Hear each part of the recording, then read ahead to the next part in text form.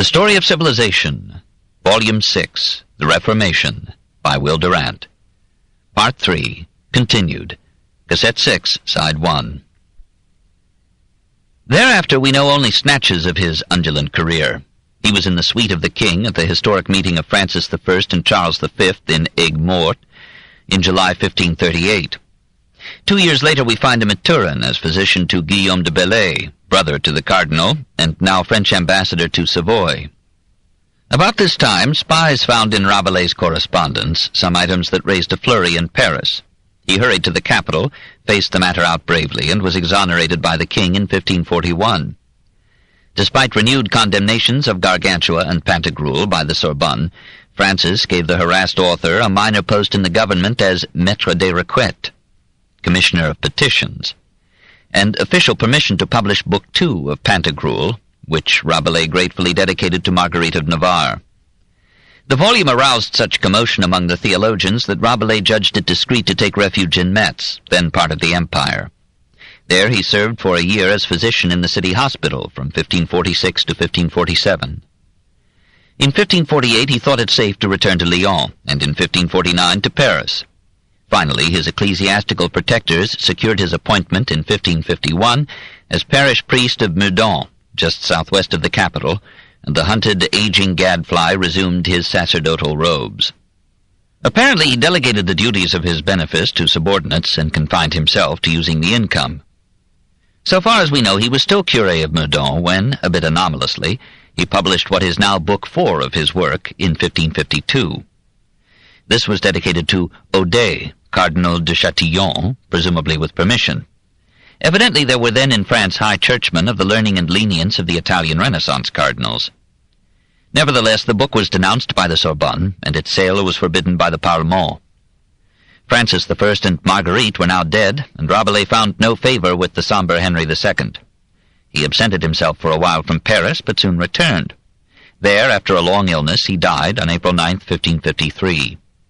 An old story tells how, when he was asked on his deathbed where he expected to go, he answered, "Je vais chercher un grand peut-être." I go to seek a great perhaps. Alas, it is a legend. 2. Gargantua.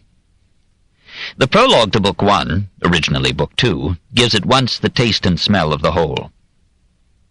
Most noble and illustrious drinkers, and you thrice precious pockified blades, for to you and none else do I dedicate my writings, to have eyed the outside of Socrates and esteemed of him by his external appearance, you would not have given the peel of an onion for him. You, my good disciples, and some other jolly fools of ease and leisure, reading the pleasant titles of some books of our invention, are too ready to judge that there is nothing in them but jests, mockeries, lascivious discourse, and recreative lies.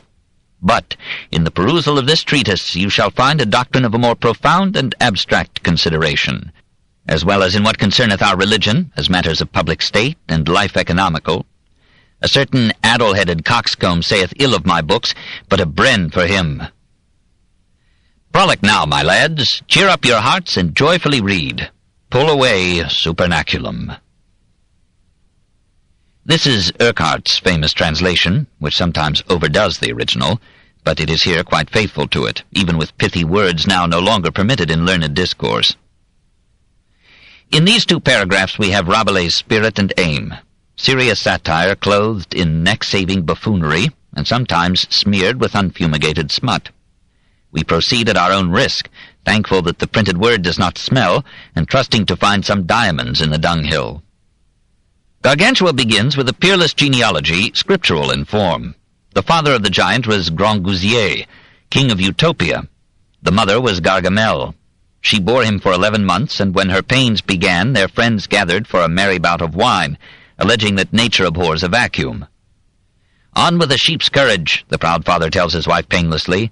"Dispatch this boy, and we will speedily fall to work making another." For a moment she wishes him the fate of Abélard. He proposes to accomplish this forthwith, but she changes her mind. The unborn Gargantua, finding the usual outlet of maternity blocked by an untimely astringent, entered the vena cava of Gargamel, climbed through her diaphragm and neck, and issued forth by the left ear. As soon as he was born, he cried out so loudly that 2 counties heard him, "A boire, a boire, a boire! Drink, drink, drink!" 17,913 cans of milk were set aside for his nourishment, but he early showed a preference for wine. When it came time to educate the young giant and make him fit to succeed to the throne, he received as tutor Maître Jobelin, who made a dolt of him by stuffing his memory with dead facts and befuddling his reason with scholastic argument. Driven to a desperate expedient, Gargamel turned the boy over to the humanist Panocrates.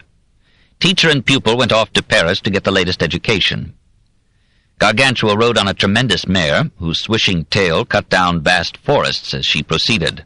Hence, part of France is a plain. Arrived in Paris, Gargantua alighted on a tower of Notre Dame. He took a fancy to the bells and purloined them to hang them about his horse's neck. Panocrates began the re-education of the spoiled giant by giving him an enormous purgative to cleanse the bowels and the brain, which are near allied. So purified, Gargantua became enamored of education. He began zealously to train at once his body, his mind, and his character. He studied the Bible, the classics, and the arts. He learned to play the lute and the virginal and to enjoy music. He ran, jumped, wrestled, climbed, and swam. He practiced riding, jousting, and the skills needed in war. He hunted to develop his courage, and to develop his lungs he shouted so that all Paris heard him. He visited metalworkers, stone-cutters, goldsmiths, alchemists, weavers, watchmakers, printers, dyers, and, giving them somewhat to drink, studied their crafts. He took part every day in some useful physical work, and sometimes he went to a lecture, or a trial, or to the sermons of evangelical preachers. A Protestant touch. Amid all this education, Gargantua was suddenly called back to his father's realm, for another king, Picrochole, had declared war on Grangousier. Why? Rabelais steals a story from Plutarch's Life of Pyrrhus and tells how Picrochole's generals boasted of the lands they would conquer under his leadership. France, Spain, Portugal, Algeria, Italy, Sicily, Crete, Cyprus, Rhodes, Greece, Jerusalem. Picrochole rejoices and swells, but an old philosopher asks him, what shall be the end of so many labors and crosses? When we return, answers Picrochole, we shall sit down, rest, and be merry. But, suggests the philosopher, if by chance we should never come back, for the voyage is long and dangerous, were it not better for us to take our rest now? Enough, cried Picrochole. Go forward, I fear nothing. He that loves me, follow me. Gargantua's horse almost wins the war against Picrochole by drowning thousands of the enemy with one simple easement. But the real hero of the war was Friar John, a monk who loved fighting more than praying, and who let his philosophical curiosity venture into the most dangerous alleys. What is the reason, he asks, that the thighs of a gentlewoman are always fresh and cool? And though he finds nothing about this engaging problem in Aristotle or Plutarch, he himself gives answers rich in femoral erudition. All the king's men like him, feed and wine him to his paunch's content. They invite him to take off his monastic robe to allow more eating, but he fears that without it he will not have so good an appetite. All the faults that the Protestant reformers alleged against the monks are satirized through this jolly member of their tribe. Their idleness, gluttony, guzzling, prayer-mumbling, and hostility to all but a narrowing range of study and ideas. In our abbey, says Friar John, we never study for fear of the mumps. Gargantua proposed to reward the friar's good fighting by making him abbot of an existing monastery, but John begged instead to be given the means of establishing a new abbey, with rules contrary to all others. First, there should be no encompassing walls. Inmates are to be free to leave at their pleasure. Second, there is to be no exclusion of women.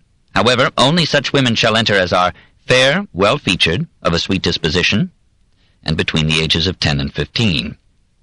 Third, only men between 12 and 18 will be accepted, and they must be comely and of good birth and manners. No sots or bigots may apply, no beggars, lawyers, judges, scribes, usurers, gold-graspers, or snivelling hypocrites. Fourth, no vows of chastity, poverty, or obedience. The members may marry, enjoy wealth, and in all matters be free. The abbey is to be called Theleme, or what you will, and its sole rule will be, fais ce que vous voudras, do what you wish. For men that are free, well-born, well-bred, and conversant in honest companies have naturally an instinct and spur that prompteth them to virtuous actions and withdraws them from vice, and this instinct is called honor. Gargantua provided the funds for this aristocratic anarchism, and the abbey rose according to specifications which Rabelais gave in such detail that architects have made drawings of it. He provided for it a library, a theatre, a swimming pool, a tennis court, a football field, a chapel, a garden, a hunting park, orchards, stables, and 9,332 rooms. It was an American hotel in vacation land. Rabelais forgot to provide a kitchen or to explain who would do the menial work in this paradise. 3. Pantagruel. After Gargantua had succeeded his father as king, he took his turn at procreation and pedagogy. At the age of 440 years, he begot Pantagruel on Badabec, who died in giving birth. Whereat Gargantua wept like a cow for his wife, and laughed like a calf over his robust son. Pantagruel grew up to Brobdingnagian proportions. In one of his meals he inadvertently swallowed a man who had to be excavated by a mining operation in the young giant's digestive tract. When Pantagruel went to Paris for his higher schooling, Gargantua sent him a letter redolent of the Renaissance. Most dear son, although my deceased father, of happy memory, Grangousier, had bent his best endeavours to make me profit in all perfection and political knowledge, and that my labour and study was fully correspondent to, yea, went beyond his desire, nevertheless, as thou mayst well understand, the time then was not so proper and fit for learning as it is at present. For that time was darksome, obscured with clouds of ignorance, and savouring a little of the infelicity and calamity of the Goths, who had, wherever they set footing, destroyed all good literature, which in my age hath by the divine goodness been restored unto its former light and dignity, and that with such amendment and increase of knowledge that now hardly should I be admitted unto the first form of the little grammar school boys. Now the minds of men are qualified with all manner of discipline, and the old sciences revived which for many ages were extinct.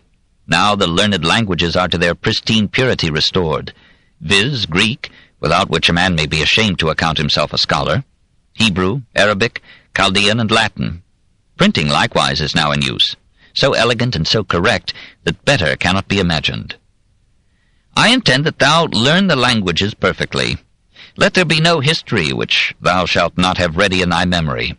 Of the liberal arts of geometry, arithmetic, and music, I gave thee some taste when thou wert yet little. Proceed further in them. As for astronomy, study all the rules thereof. Let pass, nevertheless, astrology, as being nothing else but plain cheats and vanities. As for the civil law, of that I would have thee to know the texts by heart, and then to confer them with philosophy. The works of nature I would have thee study exactly. Fail not most carefully to peruse the books of the Greek, Arabian, and Latin physicians, not despising the Talmudists and Kabbalists, and by frequent anatomies get thee the perfect knowledge of the microcosm, which is man.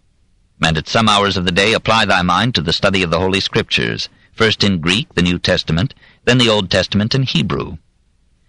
But because, as the wise man Solomon saith, wisdom entereth not into a malicious mind, and science without conscience is but the ruin of the soul, it behoveth thee to serve, to love, to fear God. Be serviceable to all thy neighbours, and love them as thyself. Reverence thy preceptors. Shun the conversation of those whom thou desirest not to resemble, and receive not in vain the graces which God hath bestowed upon thee. And when thou shalt see that thou hast attained to all the knowledge that is to be acquired in that part, return unto me, that I may see thee, and give thee my blessing before I die. Thy father, Gargantua. Pantagruel studied zealously, learnt many languages, and might have become a bookworm, had he not met Panurge. Here again, even more than in Friar John, the subordinate character stands out more clearly than his master, as Sancho Panza sometimes outshines the Don. Rabelais does not find full scope for his irreverent humor and riotous vocabulary in Gargantua or Pantagruel. He needs this quarter scoundrel, quarter lawyer, quarter villon, quarter philosopher as a vehicle for his satire. He describes Panurge, which means ready to do anything, as lean like a starving cat, walking gingerly as if he trod on eggs, a gallant fellow but a little lecherous, and subject to a kind of disease called lack of money, a pickpocket, a lewd rogue, a cozener, a drinker, and very dissolute fellow, but otherwise the best and most virtuous man in the world. Into Panurge's mouth Rabelais puts his most ribald sallies. Panurge particularly resented the habit which the ladies of Paris adopted of buttoning their blouses up the back. He sued the women in court, and might have lost, but he threatened to start a similar custom with male culotte, whereupon the court decreed that women must leave a modest but passable opening in front. Angered by a woman who scorned him, Panurge sprayed her skirts while she knelt in prayer at church with the effluvia of an itching pet. When the lady emerged, all the 600,014 male dogs of Paris pursued her with unanimous and indefatigable devotion. Pantagruel, himself a very mannerly prince, takes to this rascal as a relief from philosophy and invites him on every expedition. As the story rollicks on into Book 3, Panurge debates with himself and others whether he should marry. He lists the arguments pro and con through 100 pages, some sparkling, many wearisome. But in those pages we meet the man who married a dumb wife and the renowned jurist Bridlegoose, who arrives at his soundest judgments by throwing dice. The prologue to Book 4 catches a cue from Lucian and describes a consistory of gods in heaven, with Jupiter complaining about the unearthly chaos reigning on the earth, the 30 wars going on at once, the mutual hatreds of the peoples, the divisions of theologies, the syllogisms of the philosophers. What shall we do with this Rameau and Galland, who together are setting all Paris by the ears? Priapus counsels him to turn those two Pierres into stones, or Pierre. Here Rabelais steals a pun from Scripture. Returning to earth, he records in Books 4 and 5 the long Gulliverian voyages of Pantagruel, Panurge, Friar John, and a royal utopian fleet to find the temple of the Holy Bottle, and to ask whether Panurge should marry. After a score of adventures, satirizing Lenten fasts, Protestant pope-haters, bigot popolaters, monks, dealers in fake antiques, lawyers, furred cats, scholastic philosophers and historians, the expedition reaches the temple. Over the portal is a Greek inscription to the effect that in wine there is truth. In a nearby fountain is a half-submerged bottle, from which a voice emerges, gurgling, "Drink."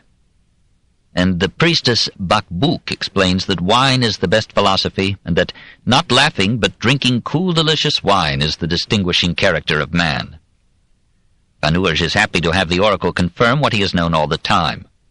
He resolves to eat, drink, and be married, and to take the consequences manfully. He sings an obscene hymeneal chant, and Bacbouc dismisses the party with a blessing.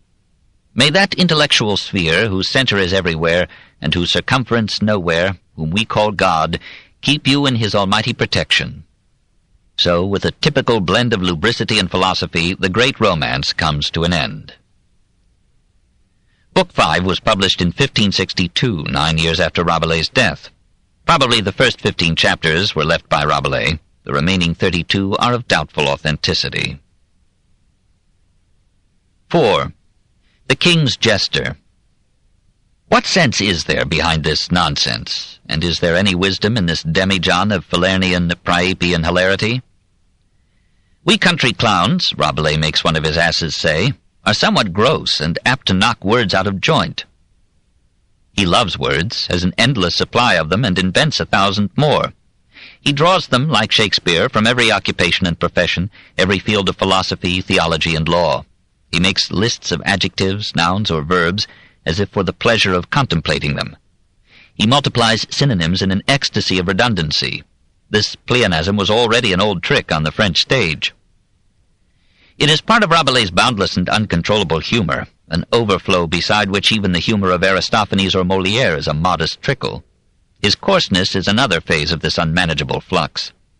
Perhaps some of it was a reaction against monastic asceticism, some of it the anatomical indifference of a physician, some of it a bold defiance of pedantic precision. Much of it was in the manner of the age. Undoubtedly, Rabelais carries it to excess. After a dozen pages of urogenital, excretory, and gaseous details, we weary and turn away. Another generation of classic influence would be needed to tame such volcanic exuberance into disciplined form. We forgive these faults because Rabelais' style runs away with us, as with him. It is an unpretentious, unliterary style, natural, easy, flowing, just the medium for telling a long story. The secret of his verve is imagination plus energy plus clarity. He sees 1,000 things unobserved by most of us, notes innumerable quirks of dress and conduct and speech, unites them fantastically, and sets the mixtures chasing one another over the sportive page.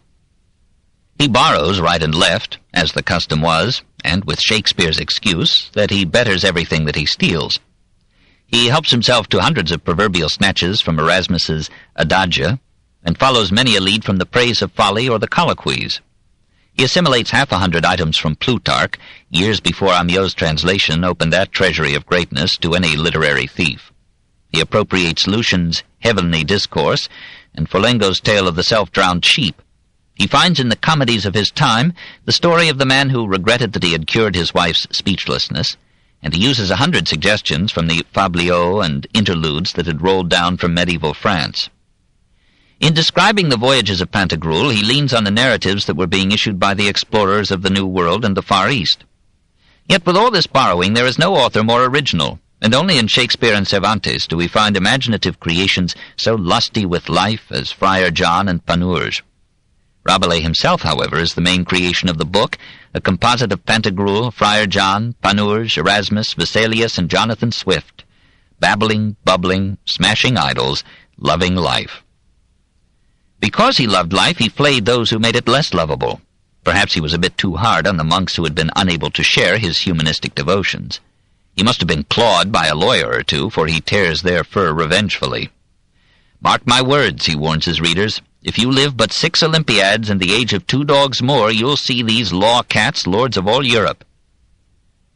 But he lays his whip also upon judges, scholastics, theologians, historians, travelers, indulgence peddlers, and women. There is hardly a good word for women in all the book. This is Rabelais' blindest spot, perhaps the price he paid, as monk and priest and bachelor, for never earning tenderness. Partisans have debated whether he was a Catholic, a Protestant, a freethinker, or an atheist. Calvin thought him an atheist, and my own belief, concluded his lover, Anatole France, is that he believed nothing. At times he wrote like the most irreverent cynic, as in the language of the sheep-drover about the best way to fertilize a field. He ridiculed fasting, indulgences, inquisitors, decretals, and enjoyed explaining the anatomical requisites for becoming a pope.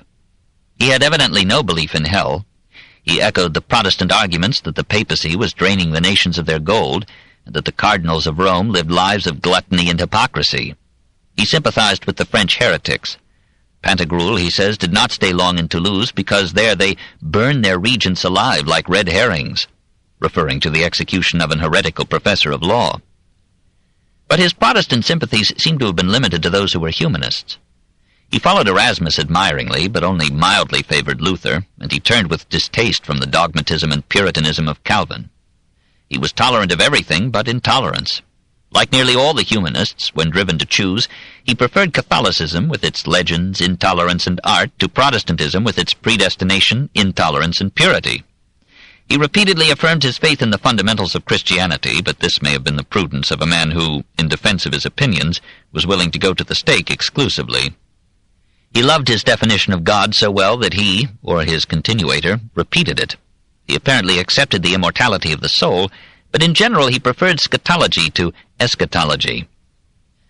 Farel called him a renegade for accepting the pastorate of Meudon, but this was understood by donor and recipient as merely a way of eating. His real faith was in nature, and here perhaps he was as trustful and credulous as his orthodox neighbors. He believed that ultimately the forces of nature work for good, and he underestimated her neutrality as between men and fleas. Like Rousseau, and against Luther and Calvin, he believed in the natural goodness of man, or, like other humanists, he was confident that a good education and a good environment would make men good. Like Montaigne, he counseled men to follow nature, and possibly he looked with impish unconcern on what would then happen to society and civilization. In describing the Abbey of Theleme, he seemed to be preaching philosophical anarchism, but it was not so. He would admit to it only those whose good breeding, education, and sense of honor would fit them for the trials of freedom. His final philosophy was Pantagruelism. This must not be confused with the useful word Pantagruelion, which is merely hemp, and whose final virtue is that it can make appropriate neckties for criminals. Pantagruelism is living like Pantagruel, in a genial and tolerant fellowship with nature and men, in grateful enjoyment of all the good things of life, and in cheerful acceptance of our inescapable vicissitudes and termination. Once Rabelais defined Pantagruelism as une certaine gaieté d'esprit confite de mépris des choses fortuites, a certain gaiety of spirit preserved in contempt of the accidents of life. It combined Zeno the Stoic, Diogenes the Cynic, and Epicurus, to bear all natural events with equanimity, to view without offense all natural impulses and operations, and to enjoy every sane pleasure without puritanic inhibitions or theological remorse. Pantagruel took all things in good part, and interpreted every action in the best sense. He neither vexed nor disquieted himself, since all the goods that the earth contains are not of so much worth as that we should for them disturb or disorder our emotions, trouble or perplex our senses or spirits. We must not exaggerate the Epicurean element in this philosophy. Rabelais' litanies to wine were more verbal than alcoholic. They do not quite comport with the contemporary's description of him as a man of serene, gracious, and open countenance. The wine he celebrated was the wine of life, and this pretended lord of dipsophily put into the mouth of Gargantua a sentence that in 10 words phrases the challenge of our own time. Science without conscience is but the ruin of the soul. France has treasured Rabelais more than any other of her giants of the pen except Montaigne, Molière, and Voltaire. In his own century, Etienne Pasquier called him the greatest writer of the age. In the 17th century, as manners stiffened under lace and perukes, and classic form became literally de rigueur, he lost some standing in the nation's memory. But even then, Molière, Racine, and La Fontaine were confessedly influenced by him. Fontenelle, La Bruyère, and Madame de Sévigné loved him, and Pascal appropriated his definition of God. Voltaire began by despising his coarseness and ended by becoming his devotee. As the French language changed, Rabelais became almost unintelligible to French readers in the 19th century, and perhaps he is now more popular in the English-speaking world than in France. For in 1653 and 1693, Sir Thomas Urquhart published a translation of books 1 and 3 into virile English as exuberant as the original. Peter de Matteux completed the version in 1708. And by the work of these men, Gargantua and Pantagruel became an English classic. Swift stole from it as if by right of clergy, and Sterne must have found in it some leaven for his wit. It is among the books that belong to the literature not of a country, but of the world. 6. Ronsard and the Pléiade. Meanwhile, a veritable flood of poetry was pouring over France. We know some 200 French poets in the reigns of Francis and his sons, and these were no vapid mourners in an unheeding wilderness. They were warriors in a literary battle. Form versus content, Ronsard versus Rabelais, that determined the character of French literature till the Revolution. A complex ecstasy inspired them. They longed to rival the Greeks and Romans in purity of style and perfection of form, and the Italian sonneteers in grace of speech and imagery. Nevertheless, they were resolved to write not in Latin, like the scholars who were instructing and exciting them, but in their native French. And at the same time they proposed to mellow and refine that still rough tongue by teaching it words, phrases, constructions, and ideas judiciously pilfered from the classics. The episodic formlessness of Rabelais' romance made it, in their eyes, a crude vessel of clay hastily turned by hand, unpainted and unglazed. They would add to this earthly vitality the discipline of form carefully designed and of feeling rationally controlled.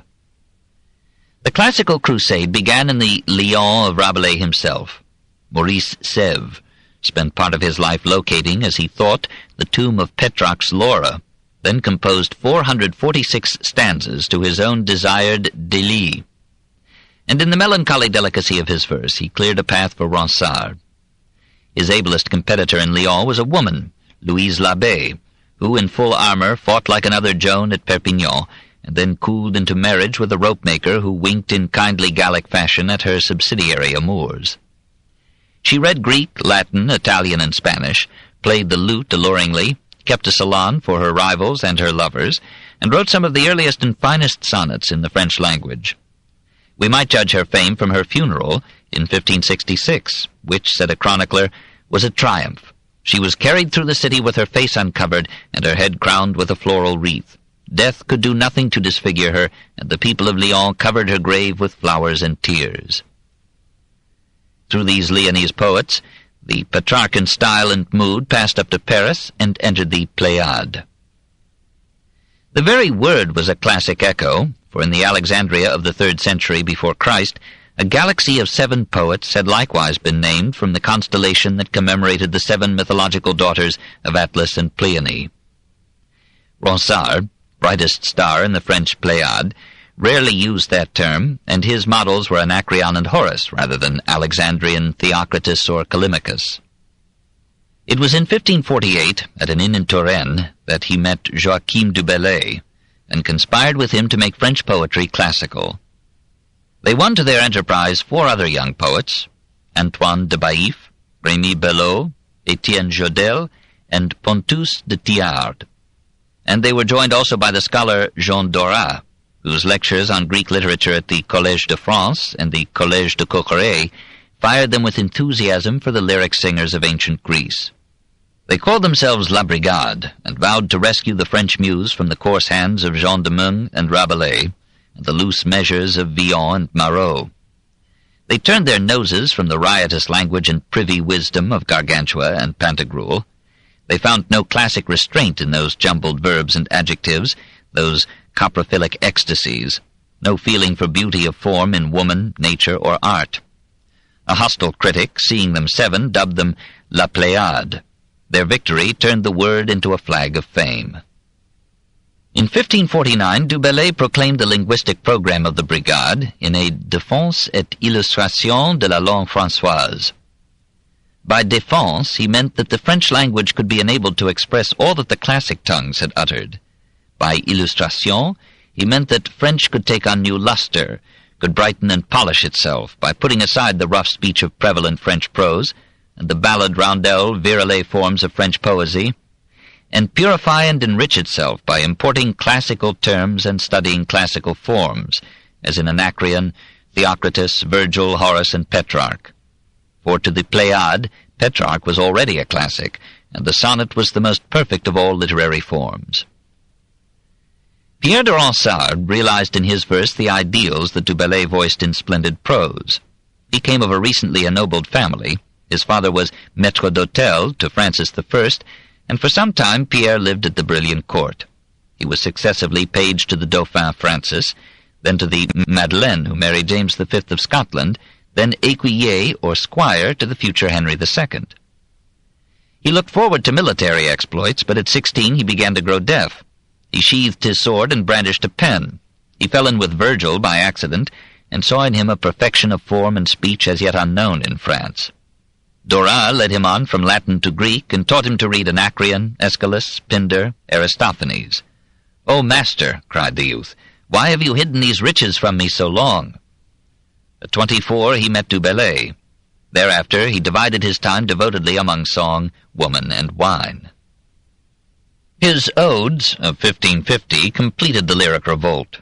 They frankly imitated Horace, but they introduced the ode into French poetry, and stood on their own feet in purity of language, elegance of phrase, precision of form.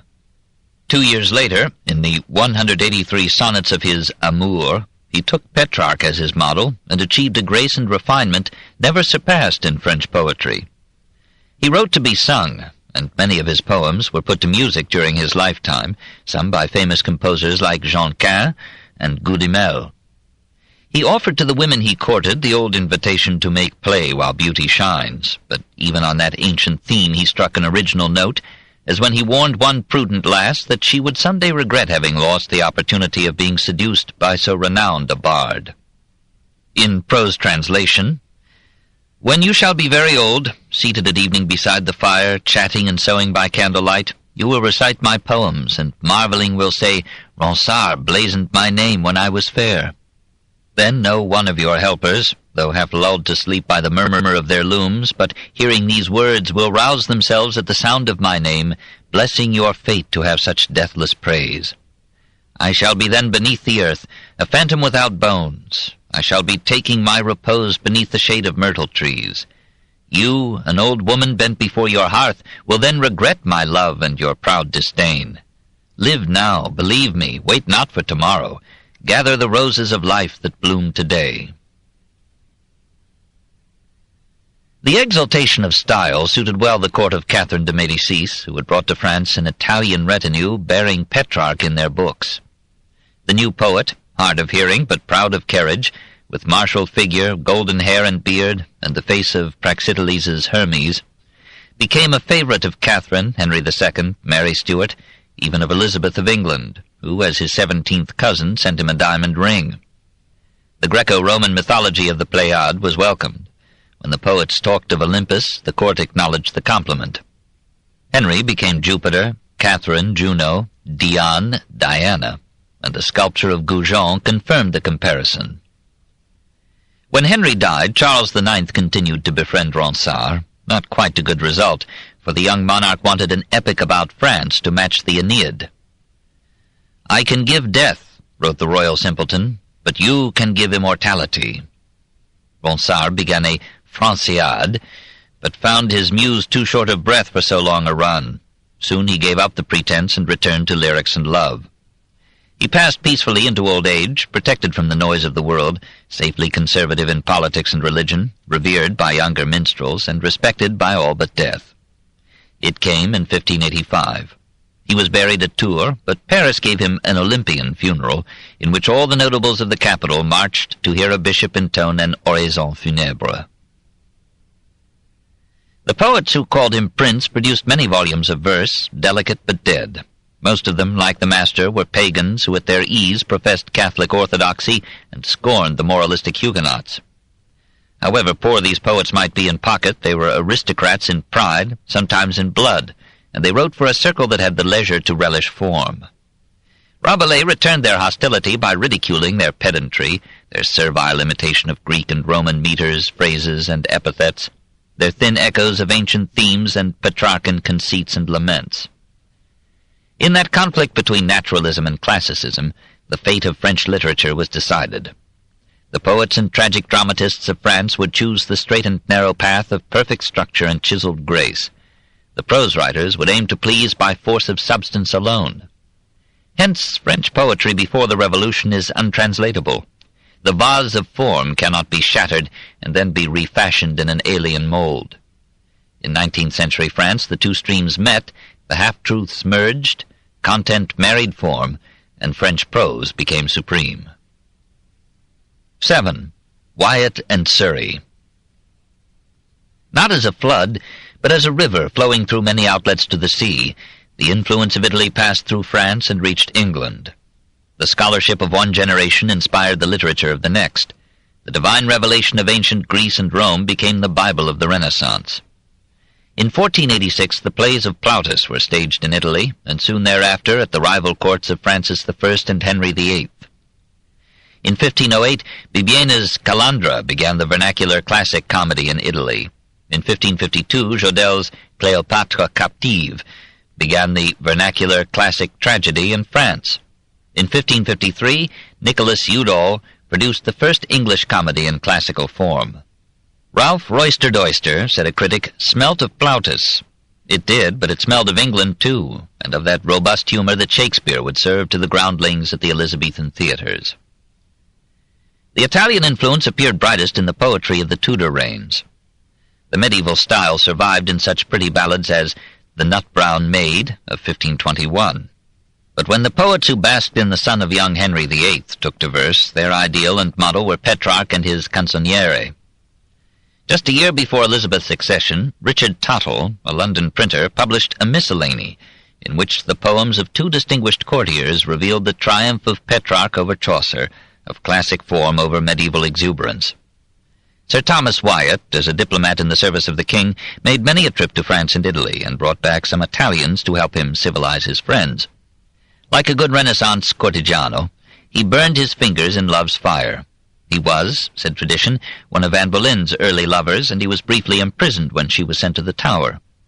Meanwhile, he translated Petrarch's sonnets, and was the first to compress English verse into that compact form.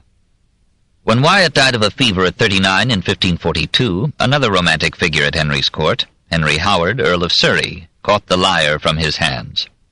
Surrey chanted the beauties of spring, reproved reluctant lasses, and vowed eternal fidelity to each in turn. He took to nocturnal excesses in London, served a term in jail for challenging to a duel, was summoned to trial for eating meat in Lent, broke some windows with his playful crossbow, and was again arrested, again released, and fought gallantly for England and France. Returning, he toyed too audibly with the idea of becoming King of England. He was condemned to be hanged, drawn, and quartered, but was let off with decapitation in 1547. Poetry was an incidental ornament in this strenuous life. Surrey translated some books of the Aeneid, introduced blank verse into English literature, and gave the sonnet the form that Shakespeare was to use. Perhaps foreseeing that the paths of undue glory might lead to the block, he addressed to a Roman poet a wistful idyll of rustic routine and peace. "Marshal, the things that do attain the happy life be these, I find. The riches left, not got with pain, the fruitful ground, the quiet mind, the equal friend, no grudge, no strife, no change of rule nor governance, without disease the healthful life, the household of continuance.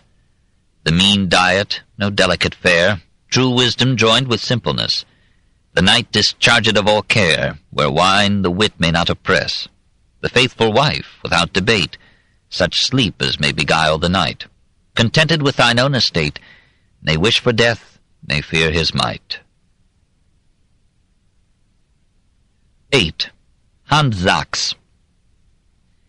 The mind of Germany in the century that followed Luther's theses was lost in the 100 Years' debate that prepared the 30 Years' War. After 1530, the publication of ancient classics almost ceased. In general, fewer books were issued. They were replaced by a torrent of controversial pamphlets. Thomas Murner, a Franciscan monk with an acid pen, scourged everybody with a chain of booklets about rascals or dolts. Schmelmenzunft, or Guild of Rogues, Narrenbeschwörung, or Muster of Fools, all proliferated from Brandt's Narrenschiff. Alexander Berkeley made a similar adaptation of Brandt in The Ship of Fools in 1509, adding some Scottish darts of his own. Many of the fools lashed by Murner were churchmen, and he was at first mistaken for a Lutheran. But then he celebrated Luther as a savage bloodhound, a senseless, foolish, blasphemous renegade. Henry VIII sent him £100. Sebastian Franck was of finer metal. The Reformation found him a priest in Augsburg. He hailed it as a brave and needed revolt and became a Lutheran minister in 1525. 3 years later he married Ottilie Bayham, whose brothers were Anabaptists. He developed sympathy for this persecuted sect, condemned Lutheran intolerance, was expelled from Strasbourg, and made a living by boiling soap in Ulm. He ridiculed the determination of religious orthodoxy by the German dukes, noting that if one prince dies and his successor brings in another creed, this at once becomes God's word. "Mad zeal possesses all men today, that we should believe that God is ours alone, that there is no heaven, faith, spirit, Christ, but in our sect." His own faith was a universalist theism that closed no doors. "My heart is alien to none. I have my brothers among the Turks, Papists, Jews, and all peoples." He aspired to a free, unsectarian Christianity, bound to no outer thing, not even to the Bible.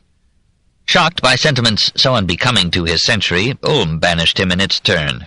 He found work as a printer in Basel, and died there in honest penury in 1542. German poetry and drama were now so immersed in theology that they ceased to be arts and became weapons of war. In this strife, any jargon, coarseness, and obscenity were held legitimate. Except for folk songs and hymns, poetry disappeared in a fusillade of poisoned rhymes. The lavishly staged religious dramas of the 15th century passed out of public taste and were succeeded by popular farces lampooning Luther or the popes. Now and then a man rose above the fury to see life whole. This book is continued at this point on the other side of this cassette. Please reverse or turn the cassette over now.